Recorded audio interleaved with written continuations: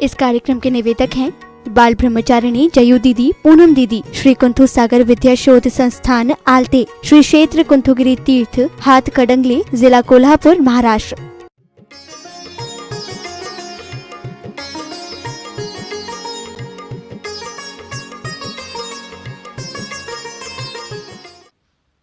उसके बाद ग्रहारंग जाति के जो कल्प वृक्ष हैं उनके नीचे गए, हमको इस प्रकार का घर चाहिए, बिल्डिंग चाहिए, महल चाहिए, वैसा उनको मिल जाता है।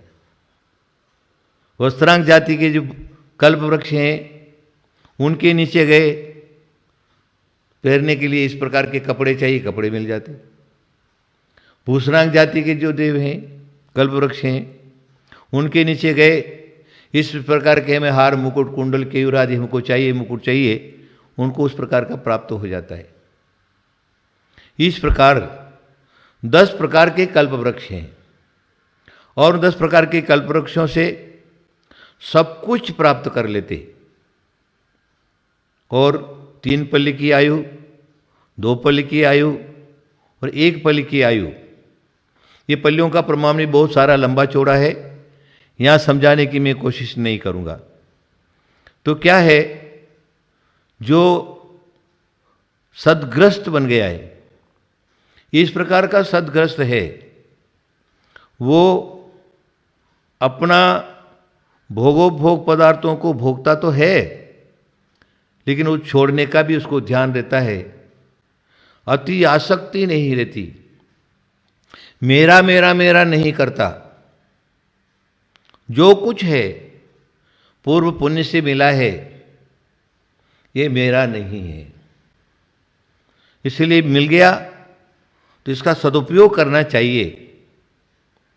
फिर वो सद्ग्रस्त देव पूजा करता है, देव पूजा गुरुपास्ति करता है, स्वाध्याय करता है, संयम करता है। देव पूजा गुरुपास्ति स्वाध्याय संयम सब दान चेती ग्रस्तानाम, दान करता है। षटकर्माणि दिने दिने, प्रतिदिन करता है, प्रतिदिन करता है। उसको ये ध्यान रहता है कि मुझे दुर्गति में नहीं जाना है, मुझको नरक नीचादी गति में नहीं जाना है, मुझे सद्गति चाहिए। मनुष्य जन्म जो एक बार मिल गया, एक बार हाथ से चला गया, तो पुनर्पुनर मेरे को नहीं मिलेगा। मर गया तो ये चीज़ जो है वो जहाँ की तहाँ रह जाएगी, मेरा इस संसार में कुछ भी नहीं है, ये समझ करके और उसको अपना मानता ही नहीं है। मिल गया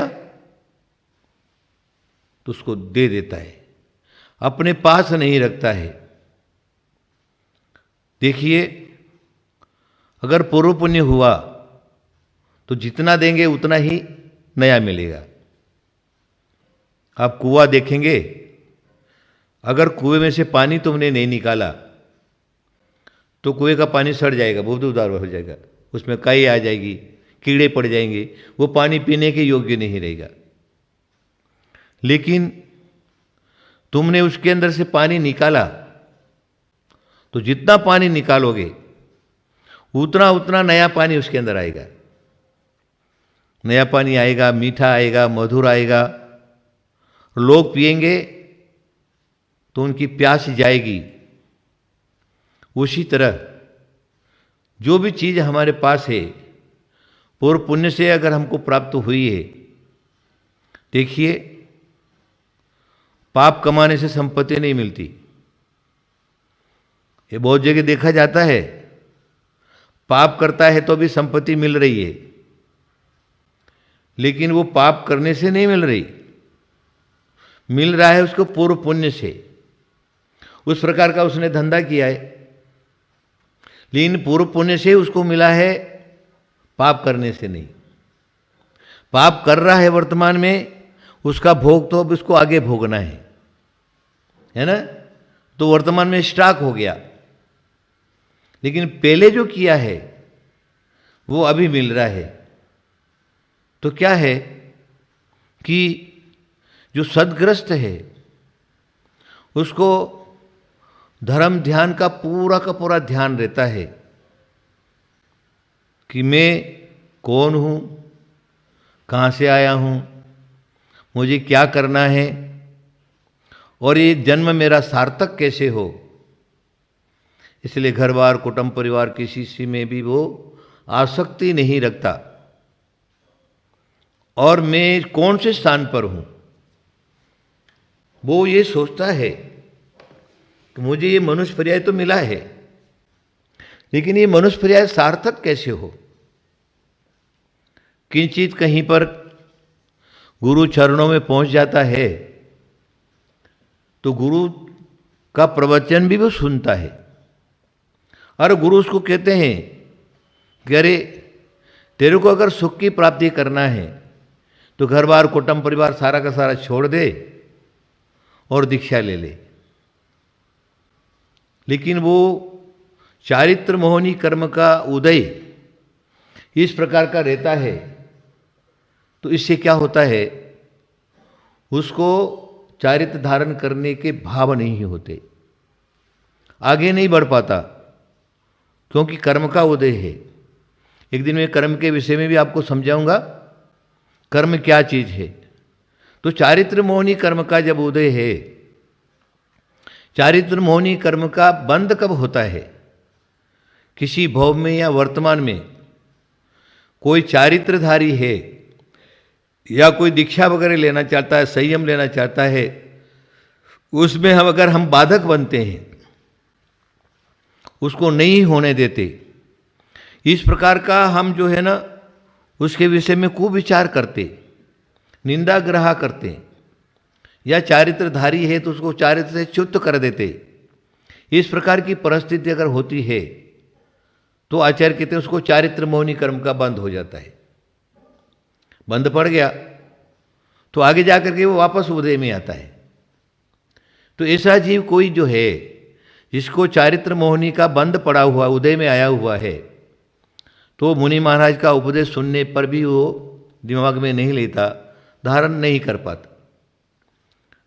तो इस प्रकार का जो जीव है उसको ये समझ है कि मैं मुनि नहीं बन सकता, तो कम से कम श्रावक तो बन जाऊं। श्रावक नहीं बन सकता तो कम से कम सदग्रस्त तो बन जाऊं। सदग्रस्तता से भी परंपरा से मेरी मुक्ति होगी, दुर्गति नहीं होगी, नरक में नहीं जाऊंगा, तिरिंज पर्याय में नहीं जाऊंगा।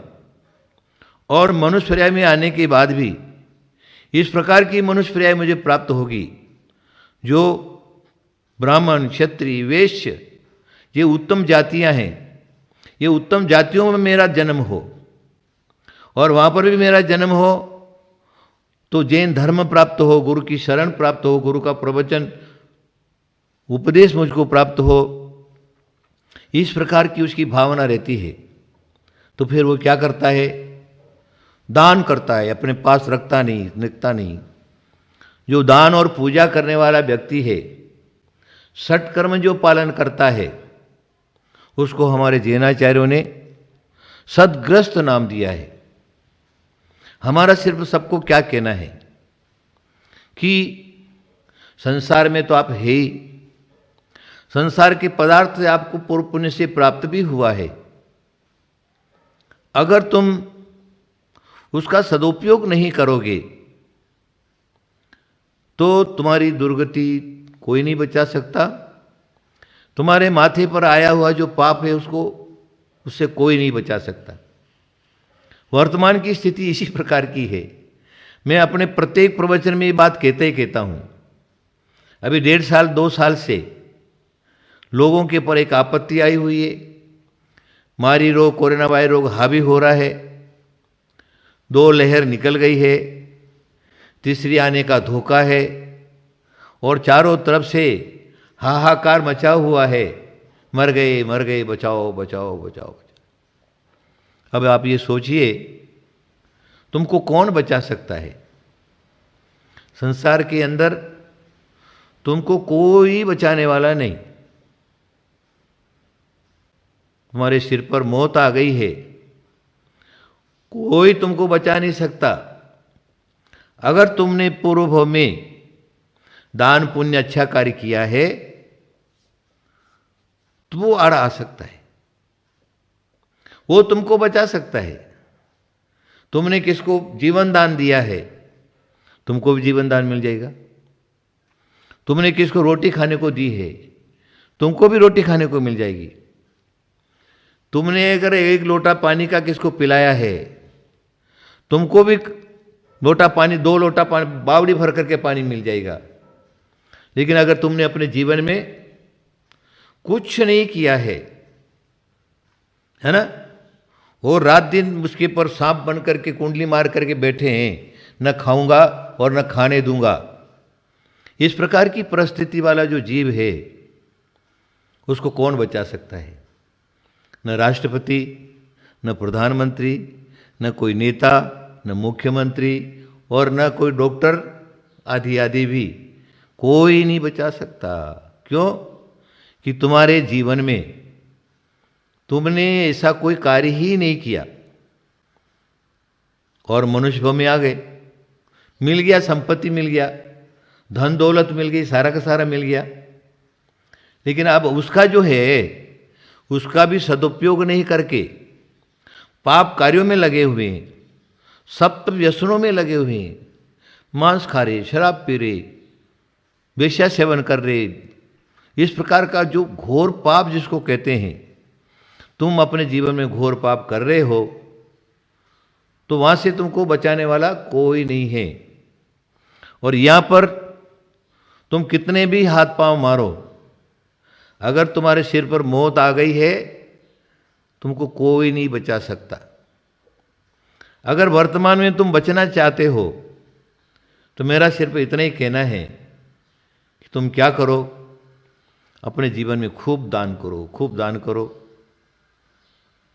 अरे भगवान हमारे पास है, भगवान की मूर्तियां हैं, बड़े बड़े मंदिर हैं, और हमारे पाप कर्म के उदय से इस रोग ने हमको घर में बिठा दिया।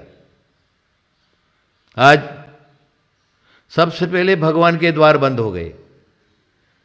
पहले भगवान के पास जाकर के कम से कम दर्शन तो करते, भगवान का रूप सौंदर्य तो देखते, चरणों में पढ़ते, गिड़गिड़ाते, स्तोत्र पढ़ते, स्तुति पढ़ते, पूजा करते, भक्ति करते, ये पहले द्वार तुम्हारे लिए खुला था। लेकिन अभी जो है तुम्हारी स्थिति इतनी गंभीर हो गई, ये रोग ने तुमको ऐसा पकड़ा है, देश को ऐसा पकड़ा है, देशवासियों को ऐसा पकड़ा है कि सबसे पहले मंदिर के द्वार बंद हो गए, मंदिर नहीं जा सकते। अरे भाई क्यों नहीं जा सकते? अरे वहां पर ज्यादा से ज्यादा लोग इकट्ठे होंगे, और ज्यादा लोग इकट्ठे हुए तो संपर्क रोग जो है बढ़ेगा और लोग रोगी बढ़ जाएगा, इसलिए मंदिर के द्वार बंद। तभी बताओ भगवान हमारे पर नाराज है या खुश है ना? भगवान ने तो तुमको देखे तुम्हारी शक्ल नहीं देखना चाहते हैं। अरे ऐसे पापियों को मंदिर में आने से हमारा मंदिर आप पवित्र हो जाएगा, इसलिए द्वार बंद करो, ऐसे लोग नहीं आ सकते, इसलिए द्वार ही भगवान ने बंद करवा दिए। अब इतना सारा तुम देख रहे हो, सामने सामने देख रहे हो, और तो भी अगर तुम जो क्या है ये पाप करना नहीं छोड़ोगे, सदग्रस्त का तुम पालन नहीं करोगे। अरे हमारे हाथ दोनों हैं, ये दोनों हाथ जो क्या है धर्म कमाने के लिए है, पाप कमाने के लिए नहीं। देखिए हमारे शास्त्रों में, एक पत्र योग के ग्रंथों में एक उदाहरण आता है। एक व्यक्ति मर गया, लोगों ने ले जाकर उसको शमशान भूमि में ऐसे पटक दिया, उसके मुर्दे को जलाने वाला भी कोई नहीं, पटक दिया। तो वहां पर क्या होता है, एक शियाल जो है ना, भूखी थी तो उसको खाने को आती है। तो वहां पर हमारे शरीर का एक साधु बैठा हुआ था, तो बोले अरे अरे अरे क्या करती है? अरे महाराज जोर से भूख लगी है, भूख मिटाऊंगा। बोले इस मुर्दा को खाऊंगा। अरे बोले ये मुर्दा बहुत पापी है, बहुत पापी जीव है, इसने जीवन में जो क्या है धर्म नाम की कोई चीज ही नहीं कमाई है, इसलिए इसका शरीर खाने के लायक नहीं है, उसको छू मत। अरे बोले महाराज भूख तो जोर से लगी।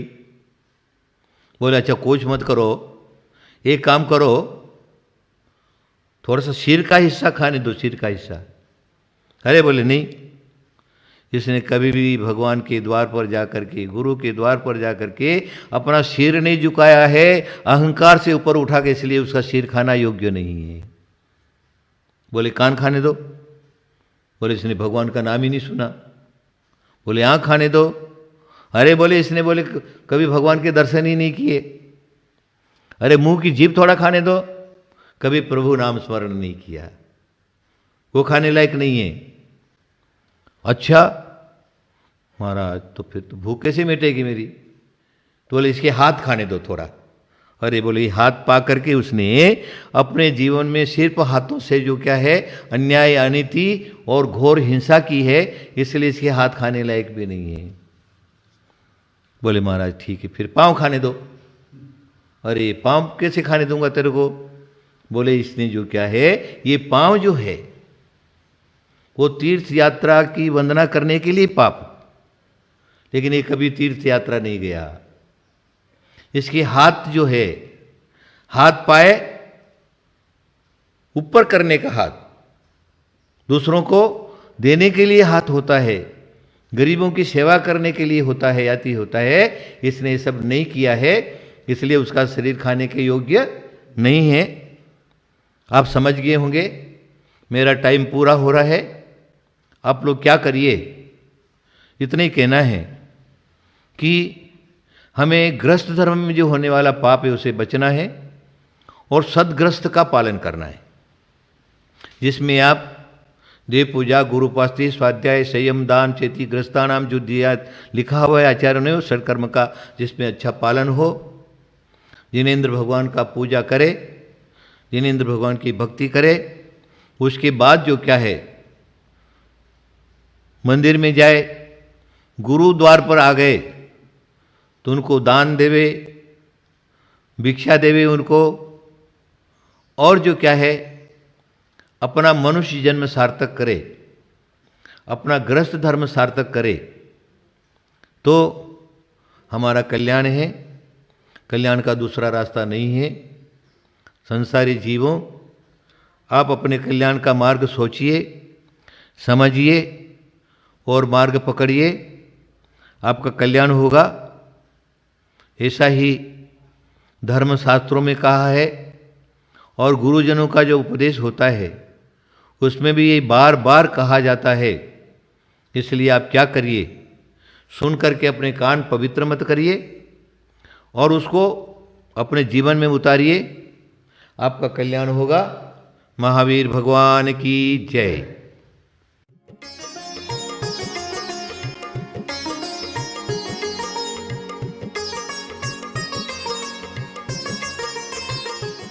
इस कार्यक्रम के निवेदक थे बाल ब्रह्मचारिणी जयू दीदी, पूनम दीदी, श्री कुंथु सागर विद्या शोध संस्थान आलते, श्री क्षेत्र कुंथुगिरी तीर्थ हाथ कड़ंगले, जिला कोल्हापुर, महाराष्ट्र।